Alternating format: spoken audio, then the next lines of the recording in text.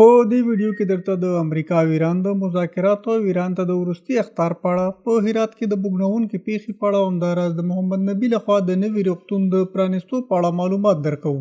د پښتو پوینټ درنو لیدونکو، السلام علیکم. د ایران او امریکا ترمنځ د مذاکراتو په اړه وروستی خبر دا دی چې دغه مذاکرات د شنبې په ورځ د پاکستان په سرخار اسلام آباد کې پیلېږي، چې د امریکا مرستیال ولسمشر جې ډي وینس هم ورغلی دی. جې ډي وینس پاکستان ته له روانېدو مخکې له رسنیو سره په خپلو خبرو کې ویلي دي چې امریکا د مذاکراتو مثبتې نتیجې ته هیله منه ده، خو باید ایران دې ته هم پام وکړي چې امریکا غولولی نشي. که ایران په خبرو کې د چل هڅه وکړي، نو امریکا به هم ورسره نرم چلند نه کوي. د یادولو وړ ده چې د پاکستان حکومت دغه مذاکراتو ته ډېر خوشحاله دی او د دې لپاره یې په اسلام آباد کې 2 ورځې عامه رخصتي هم اعلان کړې ده او همداراز ډېر سخت امنیتي تدابیر یې نیولي دي.